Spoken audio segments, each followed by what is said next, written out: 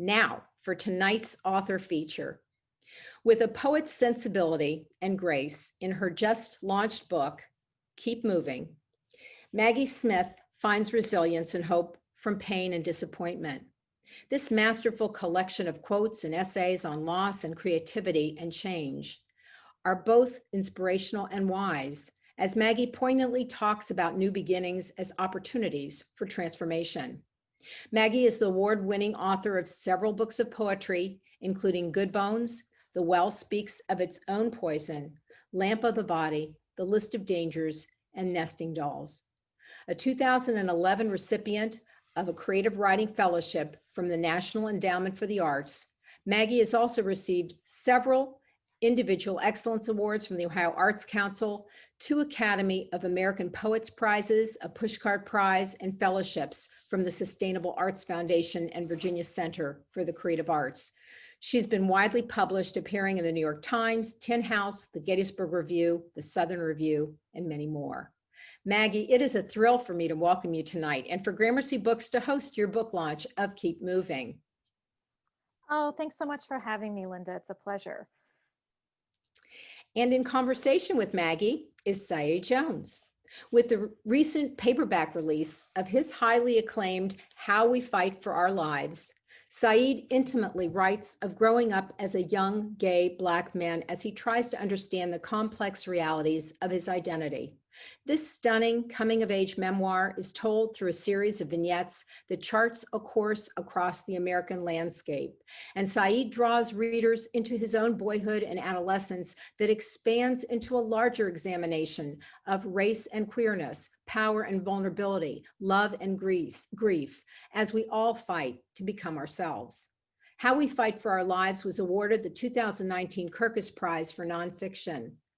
In addition, Saeed is the author of the poetry collection Prelude to Bruise, winner of multiple national awards, and a finalist for the 2015 National Book Critics Circle Award, as well as awards from Lambda Literary and the Publishing Triangle in 2015. We are thrilled that Saeed now calls Columbus home. Saeed, thank you so much for being with us tonight. Hi, Linda. Thank you so much for having me. I'm so happy to be here with Gramercy Books and Maggie. Yes, and Maggie and Saeed, we're so excited. We thank everyone here who's joining us for the program. I'm going to return later to moderate the Q&A, but now a warm welcome to both of you, and I will leave the screen. Thanks, All Linda. right. Well, thank you, Linda. Well, first of all, Maggie, I got to say congratulations. You kept it moving, and now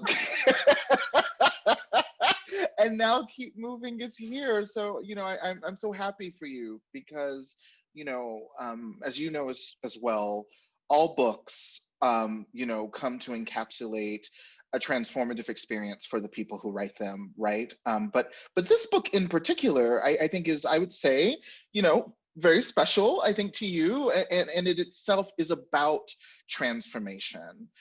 So I guess just to kind of start our conversation, I know people are probably familiar with like a lot of the viral tweets that, kind of took off and became a phenomenon on their own. But let's start here. Where did this idea, this concept of reflect and then keep moving, where did that come from? I think for me, it came from needing to find optimism at a time when it felt impossible.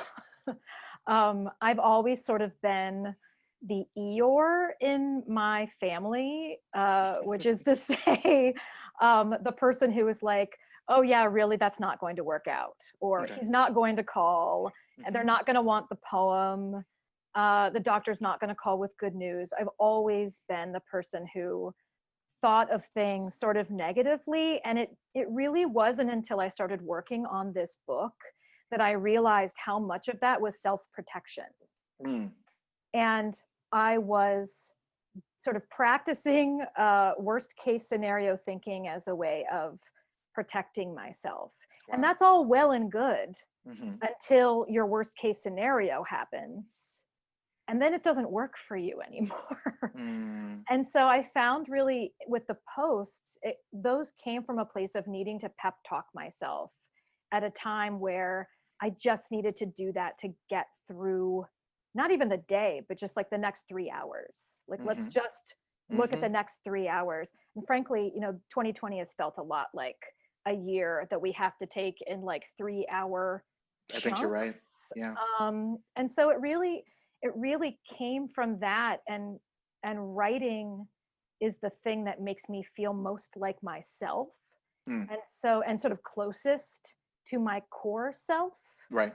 I think we all have those things that make us feel like us. And so when things happen in our lives that are disruptive or make us question sort of who we are and where we are and what's happening, Right. it makes sense to go to whatever that thing is. And for me, it was pen to paper, to Twitter, naturally. Yeah.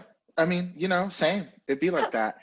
Yeah. You've published, as Linda mentioned, several acclaimed poetry collections, and your work is understandably well lauded. I mean, I think about, I remember being at an event at Lincoln Center a few years ago and watching Meryl Streep perform your poem "Good Bones." I found out about that from your Twitter. Oh, really? Because I was like sitting there like, oh my God. I came home from running errands, and I remember I was standing in that living room, standing behind my couch, looking at my phone, and I was like, what? Saeed Jones just tweeted Meryl Streep read Good Bones at Lincoln Center. And I was like, I didn't even know that was happening. Yeah, she did a good job. She did a great job. So as a poet as well, that is, and you certainly draw from your life, your being a mother, being a wife, being a person in the world, has always, of course, informed your poetry. But this book, Keep Moving, is it's almost like it's like moving the veil of poetry away. We don't get to use persona and metaphor in the same way. So what was it like, and was there any hesitation in deciding to write this book in this way? Because you could have written another poetry collection. I mean, I am like, I'm still working on poems, and some of this material is coming out in poems. Okay. But I just couldn't. I mean, my poems are very small generally. And there were, I usually go to poetry first. If I have an idea, I couldn't make it work. I mean, I couldn't get the backstory in. I couldn't say, but this other thing happened too. Or maybe you also need to know this. In a lyric poem, I think those kinds of details would have sort of ruined a tight lyric poem. And so poetry wasn't going to be able to do everything. It was not going to be an all-purpose container. And so writing the essays in particular for this book was really freeing in a way, because I could stretch out. Like, I was no longer in the tiny house of the poem. And so getting to say more and be a little chattier, and also have, in some ways, be more of the me that you would meet on the street, like a little bit of a snarky sense of humor and a little bit of self-deprecation and things that I don't usually do in poems. Craft-wise, though, you're right. I didn't realize how much I relied upon even just the thinnest vellum veil of the speaker in a poem until I was just writing as myself. And the I in Keep Moving is just like the person you see at the Giant Eagle, or walking her dog. It's not, there's just no artifice or any illusion or aesthetic distance, or even the illusion of aesthetic distance. And that, I miss that cover. I miss that cover a little bit. But I had to get over it. Yeah, I felt the exact same way working on my memoir. The joys of, like you said, kind of not having to live in the small house of the poem, and being able to fit in, and like you said, like the humor and slowing things down. It was like, oh, this is nice. I don't usually get to do this, even in an essay, right? You kind of have to. There's a certain kind of pacing. But the challenges, are real as well. when I was working on my book, there was a moment where my editor and I realized that the best decision, and I'm glad we made it together, was to expand the book's timeline. And in which case, you know, for me meant writing about my mother passing away, which was going to be alluded to in my book, but I was not going to I was not ready to go there.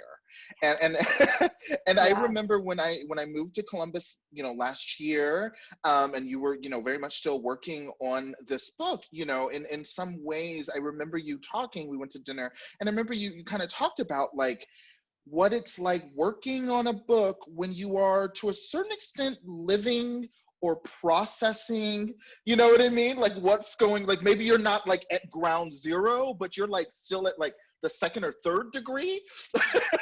Yeah, like it's still, like the fire is out, but like the smoke is still. Yeah, you can feel it. You can it's feel still it. Your hot. clothes still have the, So what was that like? Because I think, you know, particularly as poets, you know, distance and being able to kind of have a cold eye for language is often, you know, our relationship to words, but this is a very different proximity. Yeah, I know. I mean, I really wrote this book in the worst year of my life. And then it was published during one of the worst years of our lives. Yeah, right. Which seems somehow really appropriate and right.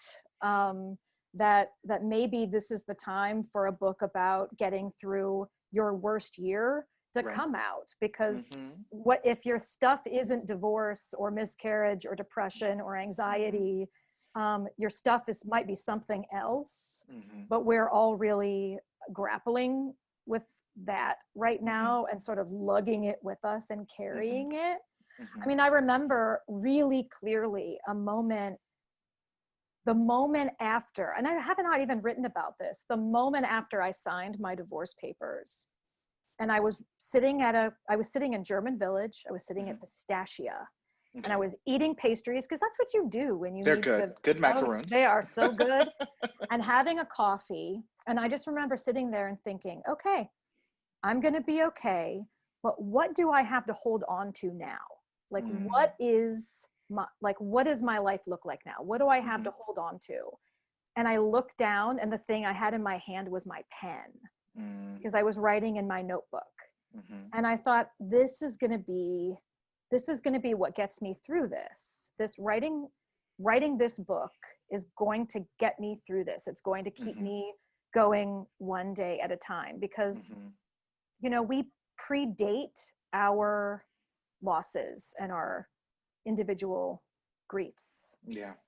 And that was one of the things I had to really sit with, was I existed before this, and I wrote before this, and, you know, I may have been a wife because of that person, and I am a mother because of my children, and I'm a daughter because of my mother and my father, and I'm a sister because of my sisters, but I'm a writer because of me. Like, that's the thing that I get to claim and do, which is probably why it makes me feel like myself so much. And so it was hard to write it while the smoke was still going up around me. Like, I can't even see my screen.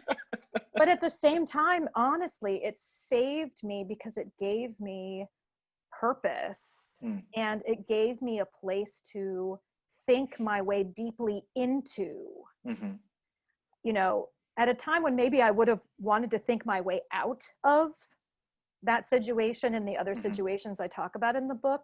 I think it was actually really good that I spent the year after everything imploded kind of stewing in my own juices, because I had to, because I was writing the book. And so I couldn't use work as a distraction to get away from the pain, because the work was the pain. And as, you know, maybe masochistic as that sounds, I found it very useful to spend that much time thinking my way through it, rather than trying to distract myself from it. Yeah. Did you have, I mean, beautiful. I mean, it's a loaded question. It is a loaded question. I mean, you know, you know, my published work you know, maybe there's a book down the road that's coming, but you know, my published work generally is not what I would say comforting to read. Enlivening. I like the poems in Prelude to Bruise and the story that unfolds in the memoir. You know, they're hard earned experiences and often, you know, kind of like fraught landscapes, and there's, if not physical actual peril, there is emotional peril. But I have always found, I guess, my writing, even when writing about surviving violent trauma, you know, surviving sexual violence, the clarity on the page, like kind of what you're saying in terms of, you know, because I think we live, you know, in our kind of our daily, like whatever, like we kind of have a lot of veils, I think, that are necessary for us to get from point A to point B. You know what I mean? Like, it's like, we can't necessarily live at that emotional timber 24/7, I think, and like function. And so, like, I'm sure at some point you're like, at some point I got to get my kids ready for school, and like, that's just what I got to do. But then, yeah, having the book to go to, where you can remove the veils and be fully engaged in that peril, in that, you know, whatever's like the shadow that you're kind of usually looking away from. I think it is helpful. And I think it, you know, for me, I think a lot about, you know, I was doing a lot of the writing towards the end of the book and, you know, the last edits and revisions and everything during the 2016 election. And so, which, you know, I'm like, which would be better, like then or now? I don't know if I would rather be you or be me in terms of, you know, timelines. But there was something to be said for like, I am honing my relationship to the truth. And which for me in a lot of ways is, you know, my relationship to my mother and stepping into myself. And I've been spending years developing this, and it doesn't matter then that I am surrounded by liars. You know what I mean? That I'm surrounded by fake news or whatever, like, because it felt like I really was developing like this integrity.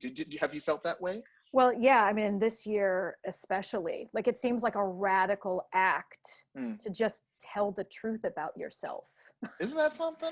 When so many, and you know what? Gosh. Here's the truth. It's not that hard. Right. You just say what's real. You know, it's a lot more effort, I imagine, to come up with some other story or self or, I mean, it's just, if you just say what's real, there's no story to keep straight or stuff that you have to, I mean, is it scary and sort of vulnerable, especially when you're out there on social media and people, you know, when you're publishing work that's really just you, they're reading your work, but they're reading you. Yep. And it's hard, I think, in a way that it's not difficult with poetry. If someone like doesn't like a book of my poems, I'm like, oh, that's okay. Right. But it feels different when you say, okay, this is this painful thing that happened to me, or this is what I learned about myself through this process. And you're just sort of offering yourself up. Right. And it is a little unnerving, but it feels also freeing in a strange way to just be like, here's my stuff, and now you can't use it against me because I've just told you everything. I think you're right. And also, you know, by the nature perhaps of the form, and I think both of our books exist in a relationship to memoir, you know, by the nature of memoir, in some ways you have to see what has happened to you as a result of accumulated denials, lies, deception, self-deception. I mean, that's why we end up writing memoirs, right? Usually it's like the lies caught up with us. Right. And acted upon us. There's the moment where then we're like, okay, now we have to do something. And and so I think that is a galvanizing experience when you're watching other people deceive themselves or be deceived. You're kind of like, all right, baby, you're gonna be writing your own book in a few years. You keep playing games, you know. I won't buy it. I won't buy it. I don't want to be there. I might listen to the audiobook, but like whatever. But I do want to, something I thought, particularly like with the tweets, which, I think have such a beautiful relationship to the book because they were happening in real time, is that I feel like you found a way to inspire, encourage, kind of brush us off, grab, stand up straight, in a way that did not ever feel preachy or high-minded or like, what does she know? But also you weren't like flaying yourself. It was, you have a wonderful, I don't know, it's hard to explain the pitch you have been able to hit in terms of being candid about what you're going through without overly centering yourself, and also kind of taking us along with you. Do you have any sense where that instinct comes from? Oh I know goodness. that's no, I mean, I think or like that's someone that like you've kind of gotten that from. That's so kind. I mean, I think like part of it's like, I wonder if that just comes from, in some ways, parenting, like that way of, so much of the project, I think, of those original posts and then of the book is it's really about the conversation that we have with ourselves. And I was thinking that also reading How We Fight for Our Lives and how much of your self-talk was so unkind for so long, right? When you're just like not at home yet. And the way that we talk to ourselves when we're going through hard things is not the way we would ever talk to our sister, our best friend, our brother, even our neighbor, frankly, even a stranger. If a stranger came to me and said, my marriage just ended, or I just got this diagnosis, or I lost my job, or this terrible thing happened, I would be like, sit down, honey, let me get you some tea. We'll figure this out. You did nothing wrong. You're going to be fine.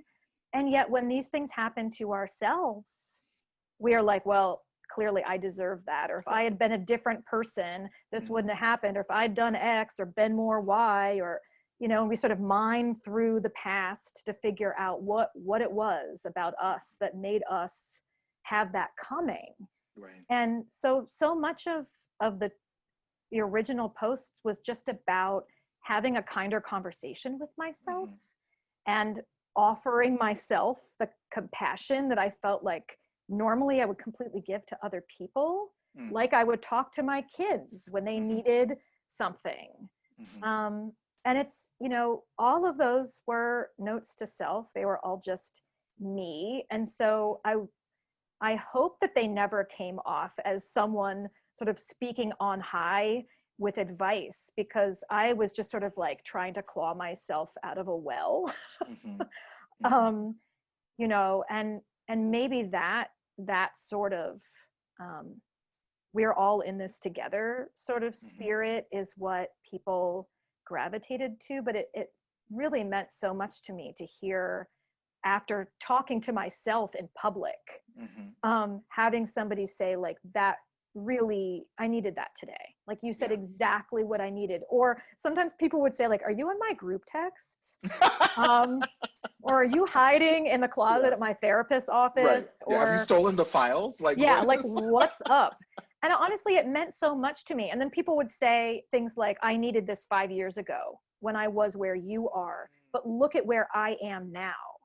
And so even having those conversations was really helpful, because at the time, it's just so easy to get sort of claustrophobic and myopic about where you are when you're grieving, and to have a conversation with others, maybe people you'll never meet, helped me feel like I wasn't by myself in it. Yeah, that makes a lot of sense. I found one of the challenges and there are so many, for any book, but one of the challenges for my memoir is that, in many ways it's coming of age, but I always think of it like coming into self, which is to say, not just like coming out to family members, but like coming into, like you were saying, a closer, healthier relationship with like the core of who we are. And that takes, longer than we might think to do. That said, coming out narratives to me feel like they're just everywhere. Like it feels almost not boring, but it almost feels like a story. I think a lot of us, those of us who are like straight up not homophobic Nazis or Supreme Court nominees, For know. example, For example, I'm whatever, just I'm just spitballing here. spitballing. I don't know. But you know, the rest of us, you know, I think we have some sense of. And so I remember, you know, kind of like I almost didn't want to write about like coming out to my mom. I was like, it's boring. Like, who cares? Divorce in American culture is, you know, in some ways somewhat similar. I mean, it's an incredibly common experience. It is dramatized, it is experienced, you know, but I don't know if it, you know, is examined perhaps as deeply. So what was it like writing about divorce in that way, given that it has this almost atmospheric relationship to our culture? Yeah, I mean, really what I wanted to do was not write a divorce book. Mm.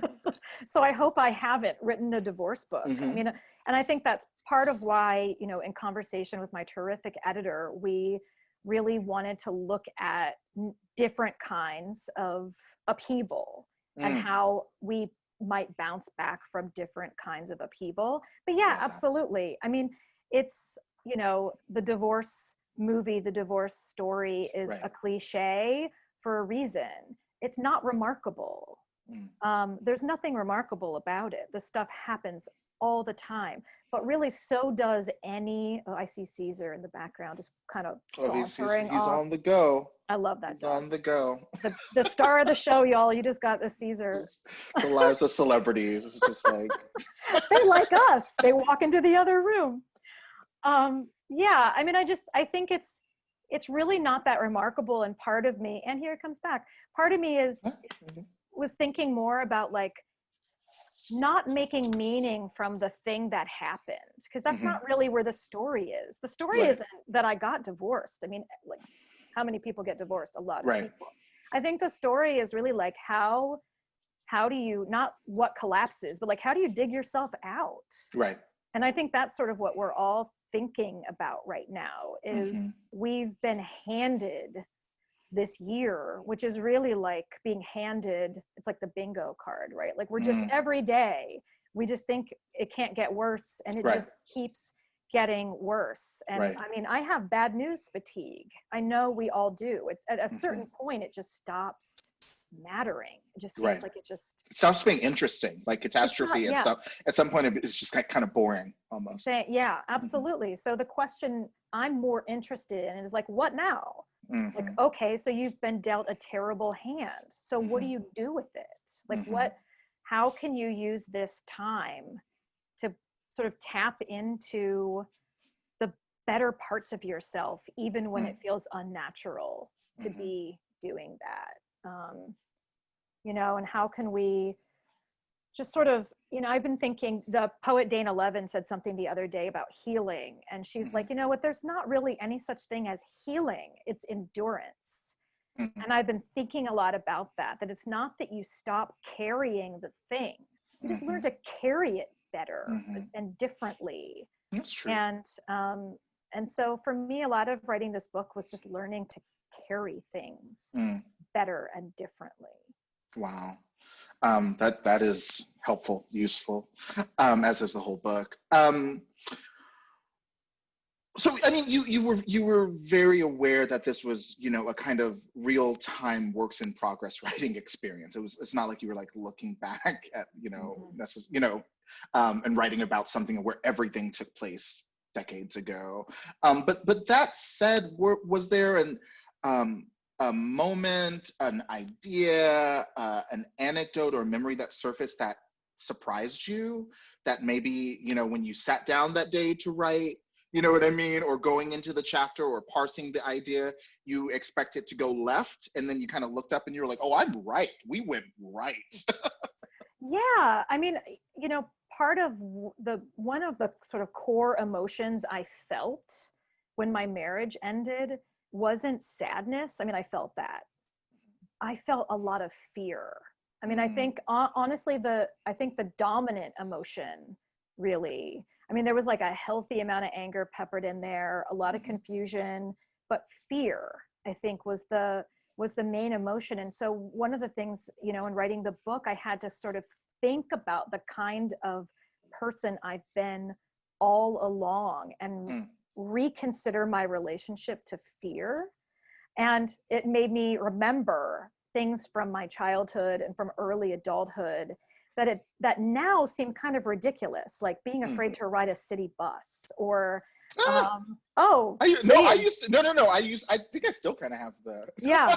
Or just, I mean, I was at a point, I was at a point in my 20s when I couldn't even order a pizza over the phone because I hated talking to strangers so Wow. much. I mean, that's how shy I was. And over the past several years, I've been traveling more and giving more readings, and I've been out and about a lot more. And so it was one of those parts of myself that I had sort of lost touch with.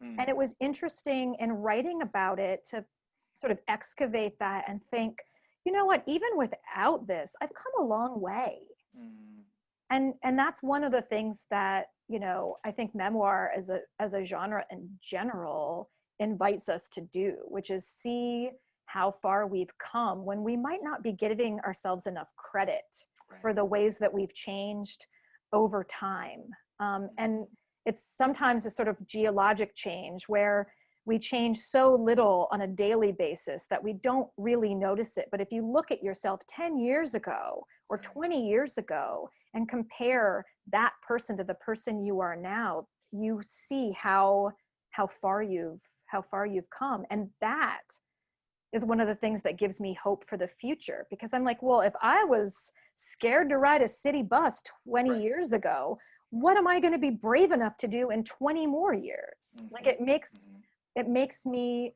remember what is possible Right. for me. I love that. I love that. This is admittedly a tough question, but I think part of what I think is so interesting about the book and the idea of keep moving is that to me, it's about learning how to honor how we feel, like the fear or the heartbreak. I mean, you've never been one to say like, don't feel heartbroken or don't you dare let the world like make you feel scared. You're like, no, it's scary. Yep. It is heartbreaking out there, but to learn how to honor that feeling, that memory, that dynamic, and then make a decision, what to, kind of like Camille Dungy, like what to eat, what to keep, what to leave for poison, like what to leave behind. Has it gotten easier? Does it get easier in the process of kind of writing about it and talking about it for you to tap into that instinct now for yourself? It does. I mean, I think I've said that with the posts at first, it felt like I was putting on hope every day, and it fit terribly. Like I just, it was like this big scratchy sweater with one long arm and one short arm. And it was like mohair, but not the expensive kind. And the neck was all stretched out, and it just didn't fit. And it was terribly uncomfortable. And I was kind of doing this sort of fake it till you make it thing, which is to tell yourself it will be okay, even when you don't believe it.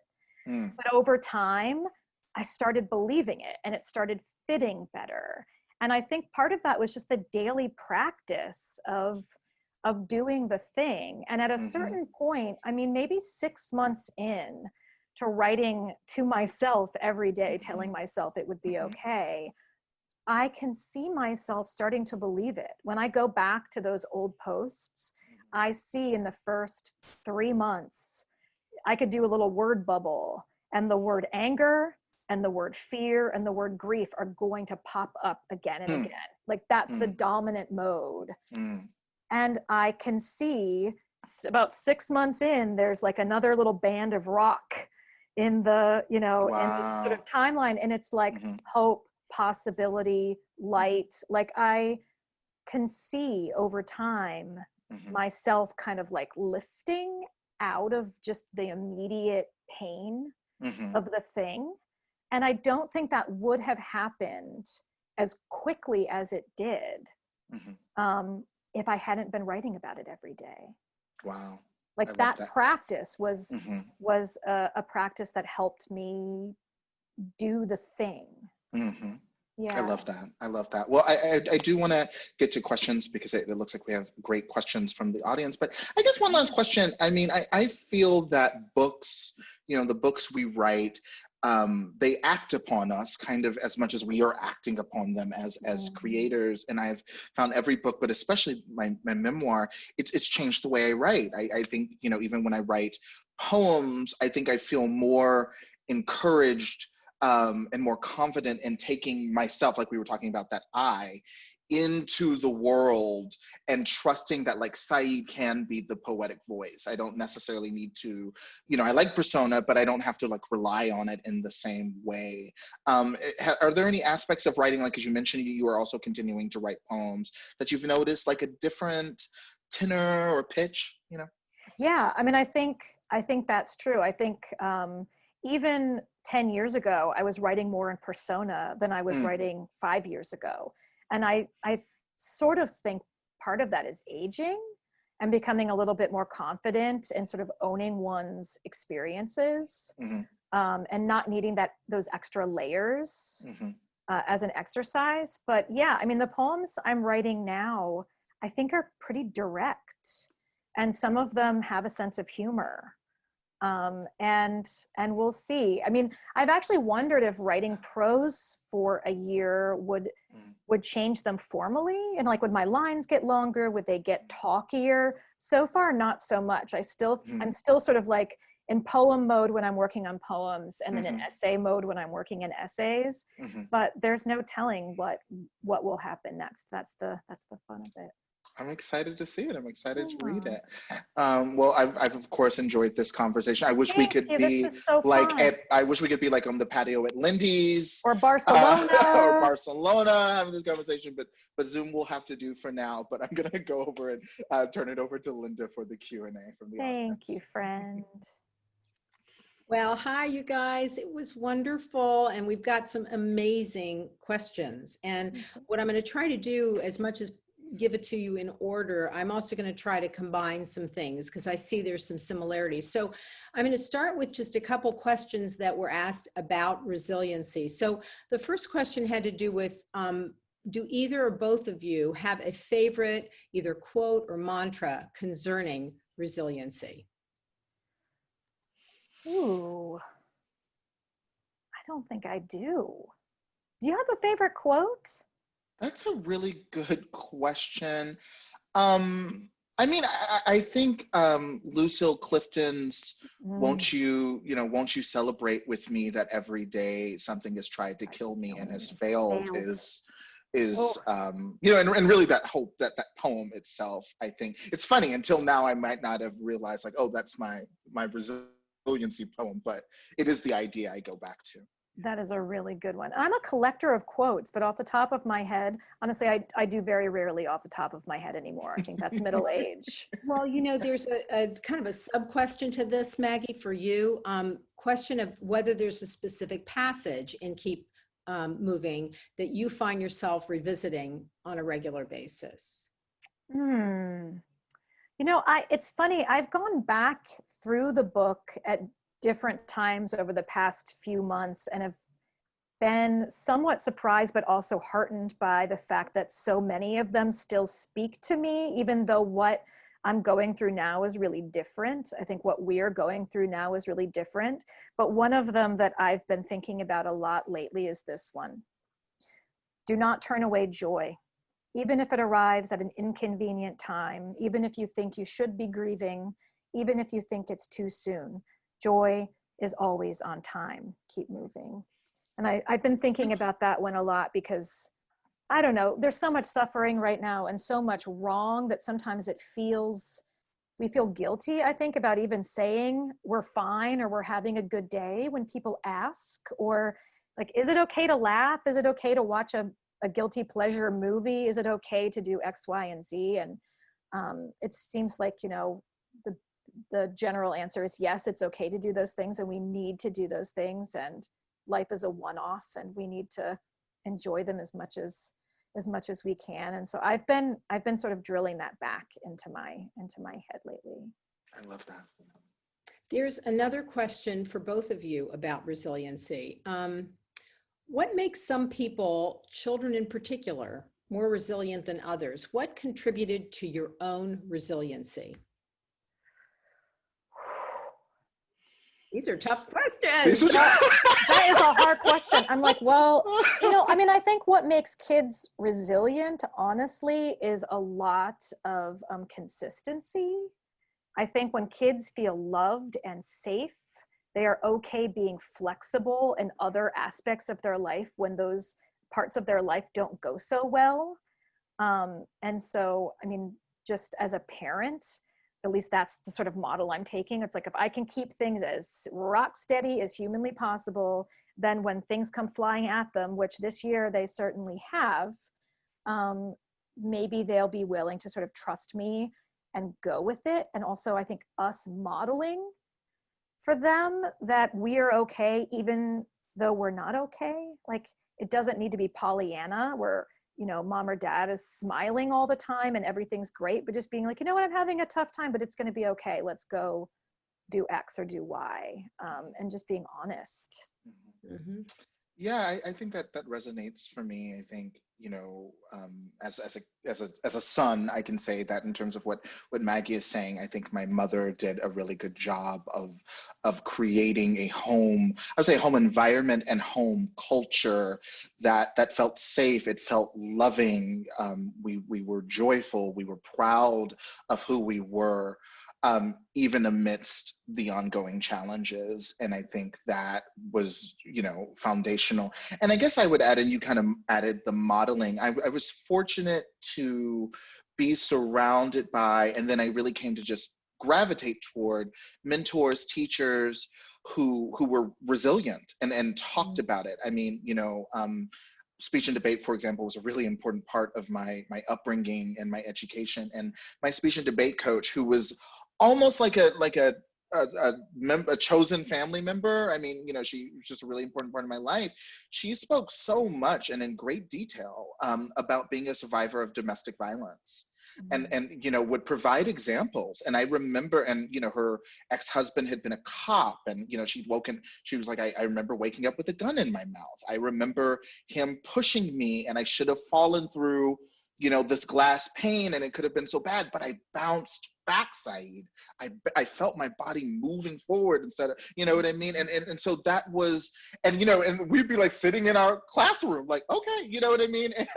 And I think her being candid and honest and adult, right? And talking about what she had survived and seeing how fierce she was, I think, empowered me as well. And it's almost like, I think kids, I don't know, in the moment you realize, the courage, encouragement you might be taking on from the mentors or adults or even peers in your life. But when you look back, you're like, okay. Mm-hmm. Yeah. Right. There's a number of people that asked, let's see how I can word this. How does it feel to publicly reveal such intimate details of your lives when you are around, let's say, a small community? How does that feel? And how do you handle that? So I'll leave it at that. Yeah. Yeah. I mean, I am only a few blocks from Gramercy Books right now. Bexley is a pretty small community, and Columbus itself, I know Saeed has learned this, is like a giant small town. It is, yeah. So, I mean, I can't go anywhere without running into my high school librarian or someone who babysat my kids. Or the other day I was out walking the dog and I saw one of Violet's preschool teachers, and Violet is in 6th grade now. So when everyone knows your business, it's a little different. But also, I invited everyone to know my business because I published a book with my business in it. So a lot of it for me is taking ownership of what, and only speaking for myself.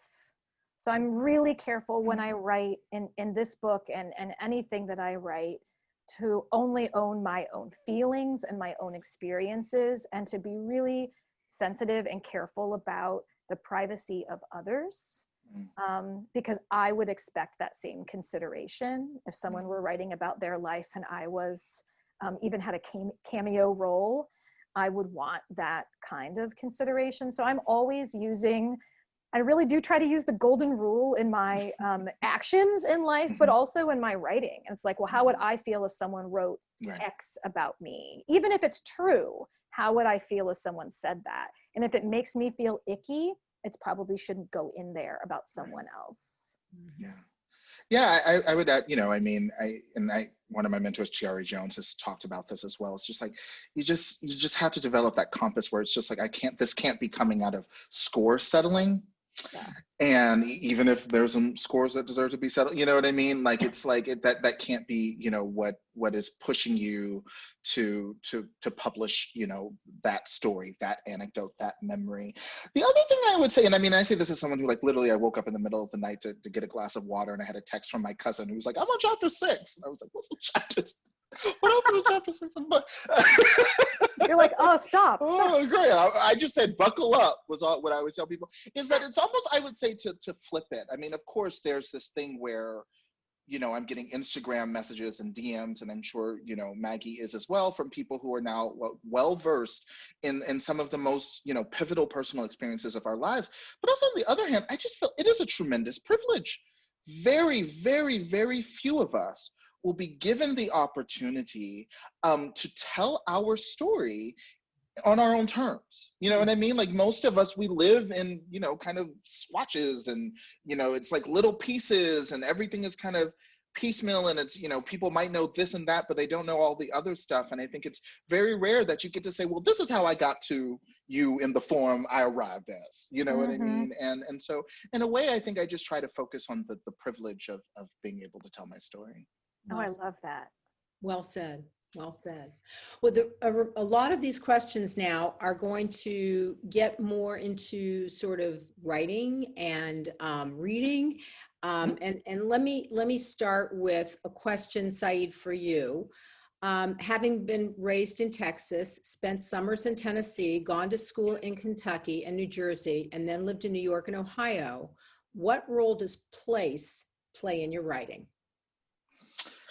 Yeah, and I mean, I took a trip around the world that happens a few years after the book ends. I lived in San Francisco for a year. Place is very important. I think, it's interesting, I would say almost half of the material in the memoir was written outside of the country. I did a lot of traveling. It's been written on beaches in Bali. It's been written in random houses in France and cafes in Berlin. I think, place and my relationship to it goes one of two ways. Either I feel totally othered and just totally a stranger, which is like, especially when traveling outside the country, in which case I feel a kind of privacy, because I feel like I don't know the language, people don't know me, so I can just like sit here and do my thing, and I don't feel like we were talking about, like, that dynamic of like everybody knows my business, and oh, there's my high school, so and so. And so often I find that relationship to place very empowering.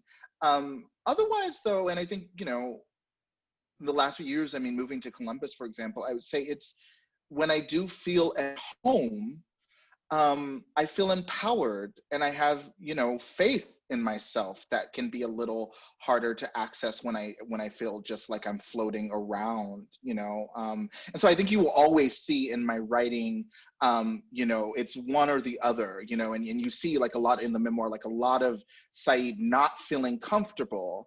And then you see, for example, in the last chapter, like me and my homegirl Esther, even though we're in Barcelona and that's not our home, we are at home with each other. And I, those moments where, you're able to develop connections, perhaps with total strangers, because you feel so at ease. I'm going to combine two questions here. One has to do with the best book you've read recently, and another question asks what books you've read, some authors and books that have inspired you. So they're a little different, but I'm going to combine them, and maybe you could answer both, which is, what most recent books you've read, and then what are those authors and books that really have moved you? Okay. I read mostly poetry, so because it feeds my brain, and I love the sentences. So I'm trying to think of what I've read recently. I've got some on my desk, so I can kind of cheat. Right, you which saw is me good. looking. Oh, you're like, oh, where are my books at?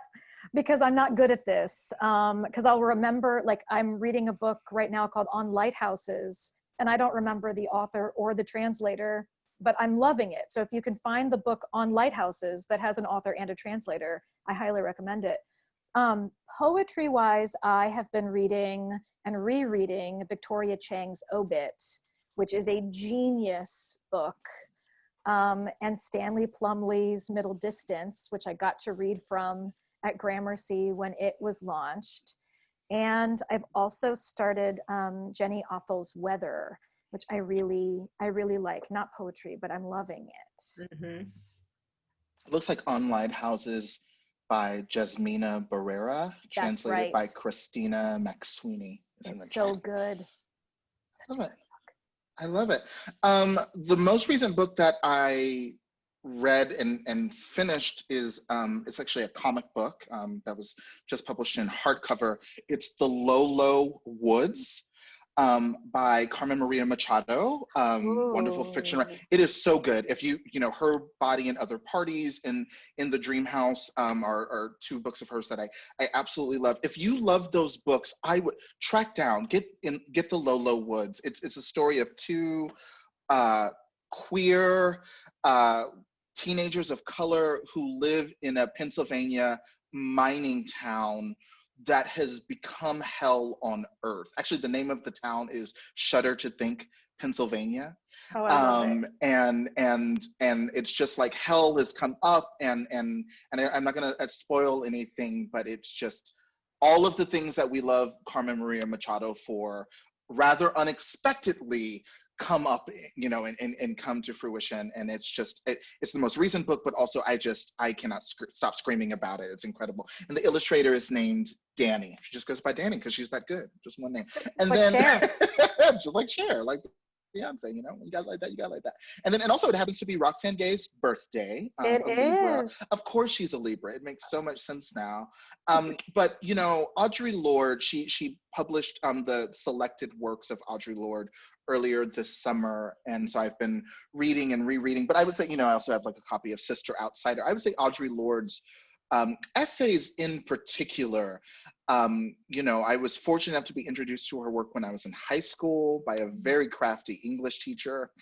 I think knew exactly what she was doing, and and her essays. I just, you know, I mean, just imagine being, you know, a teenager and coming across like poetry is not a luxury, right? Or the master's tools will not dismiss. You couldn't tell me anything. Like I was, it was just really empowered, and I think it's actually very special. I think then to have a strong relationship with like kind of the philosophy of a writer when you're younger, and then, you know, here I am, you know, 34 years old, and the colors and the ideas mean even more. It's not just that they like have aged well, it's like they've aged like wine, you know, and it's the flavor is even richer and more meaningful.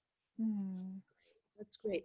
By the way, for all the viewers and all the books that you both have Well, the link are in the chat. Oh, nice. To Maddie, she has put all them in. So the chat room is also recorded. I want to let everyone know, and we will upload and have this video available, so you'll be able to see where to get these books. So they're great suggestions. There's questions here about, one question asks, do you both think you'll continue to branch out from poetry into writing other genres? They wanted to know from both of you. Yes. Yeah. Yeah, Okay. I mean, it's, you know, it's empowering. I think, you know, the experience of you know, because it was like learning to write dialogue. I was like, oh, this is great, you know, and all that kind of stuff. So, and that's why, I mean, it's like reading graphic novels, considering like television and screenplays and different forms. Yeah, I always would like to believe that each book should make me feel a little bolder. So yeah. I mean, it's sort of widening your territory, not really changing it, but I think of it as like, okay, so here is where my territory was when I was only writing poems, and now it's this much bigger. And I have so much more space to move around in. And depending on what the idea is, I think it chooses its form. And an idea is going to come to you, and either that idea is a novel or short stories or an essay or a memoir or poems. It's probably not all of them. And I think just being open and listening to the idea and following it is probably the wise thing to do. I agree. You sort of answered this one question that's asked in your answer just now, Maggie, but maybe you want to, both of you, this question for both of you. They want to know what your writing process is. Ooh, that is a big question. I know it is.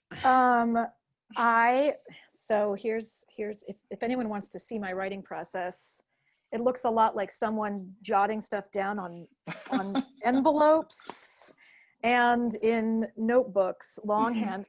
I don't know how to type. So that's maybe something about me, is I only use these two fingers. What? Really? Oh, I thought you were being sarcastic. No. I really don't know how to Wow. type. So I write everything longhand. And then I use these two little workhorses, one of which has a pretty nasty bruise right now, to type everything in. And so my writing process is very piecemeal. And then I get a little idea, I jot it down, and then maybe some other idea sort of magnetizes and comes over to it, or I think of something later and then I jot it down. And I don't actually put anything into the computer until I have enough that it starts to kind of accrue and take shape, because I don't really want to waste my time with these fingers until there's something that's really there. So, which is I realize is a weird process, but it's sort of like a magpie picking up shiny things until there are enough shiny things that they seem like they want to be something, and then I put those guys to work. Oh wow, that's so interesting. Well, so like with and sad.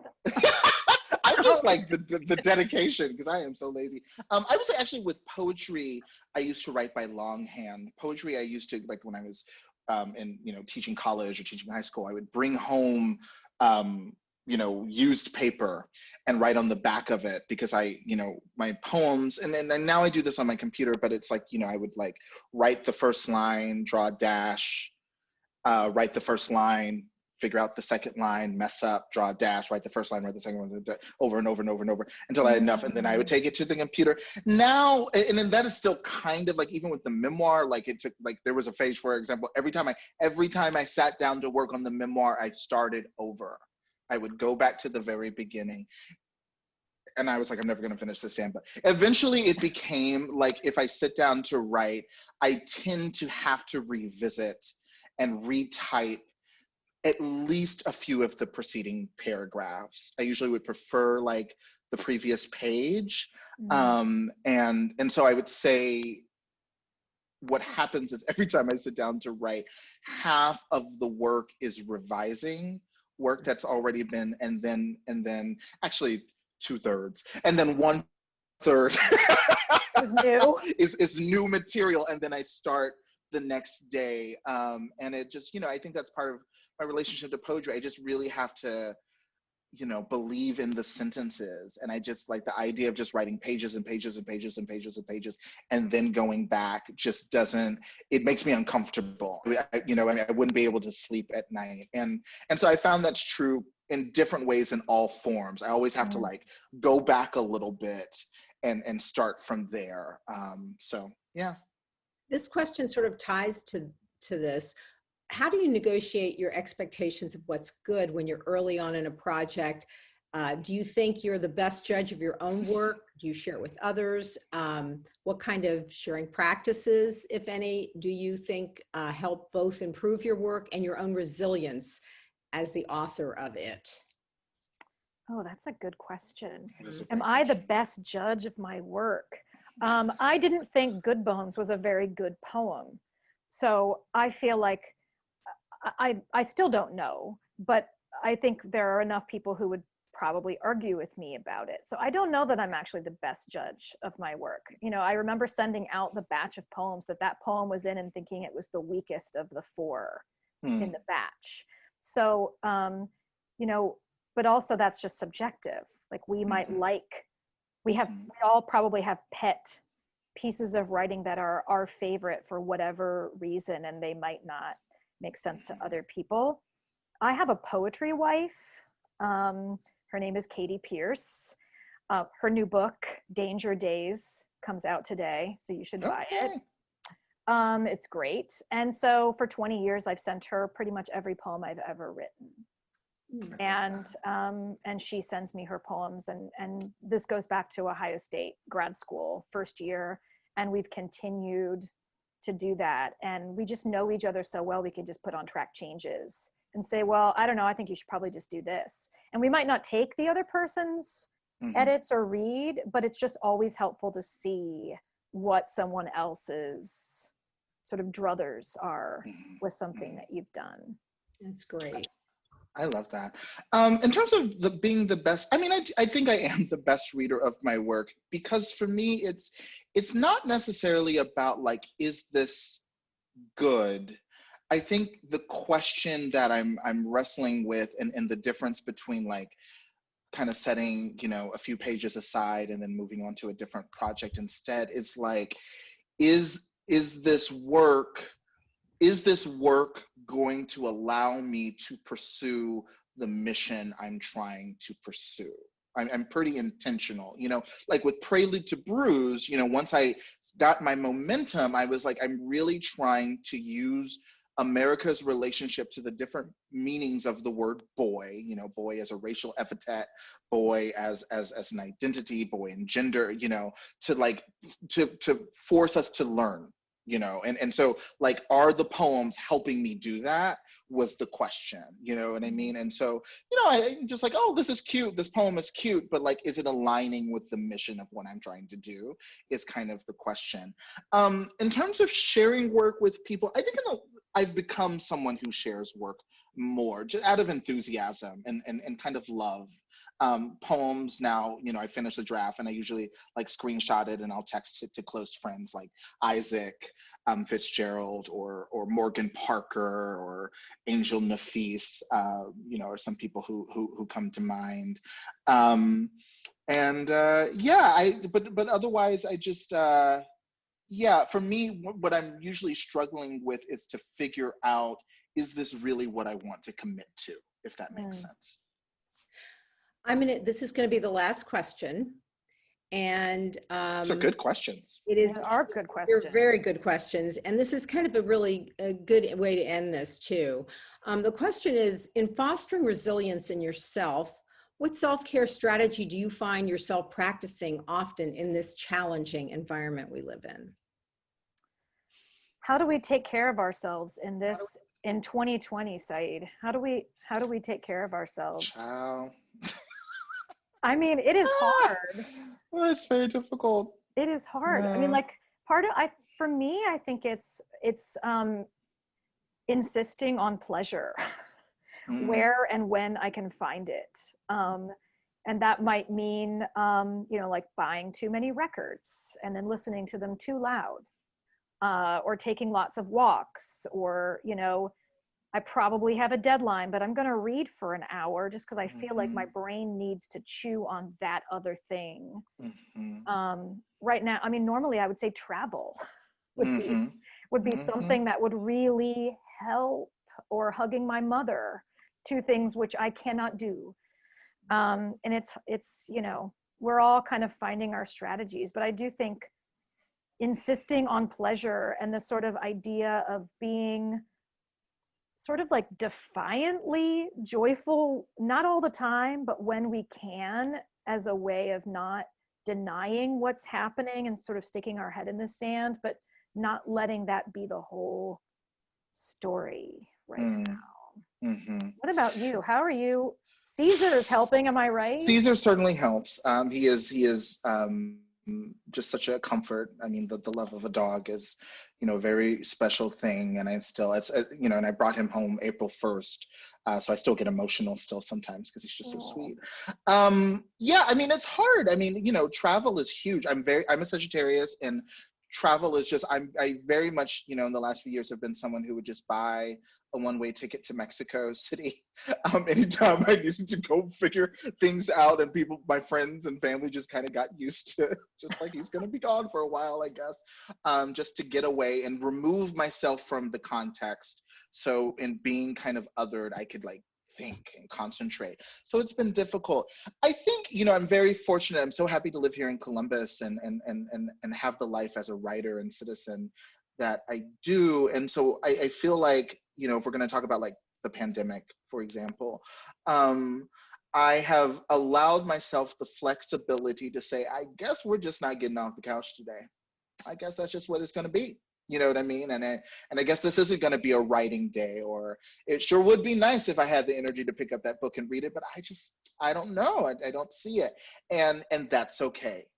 And that's okay. And thus far, I haven't messed up any significant deadlines or missed any like book events that I said I was going to do. But I think just allowing myself the flexibility and frankly, the privacy, so one of the benefits of like being home all the time is that like, it's my world, instead of feeling the need to perform a kind of false resiliency, actually, that I think we often are used to. And I'm just like, I don't know if I could do that today.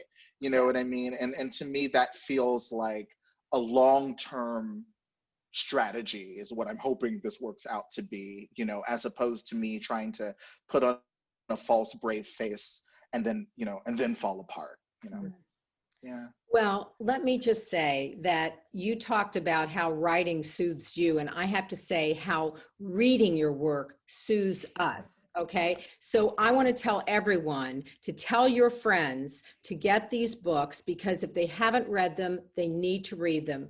Keep Moving and How We Fight for Our Lives. And I can't thank you both enough for being with us and having this wonderful conversation. It has been illuminating and just very heartwarming.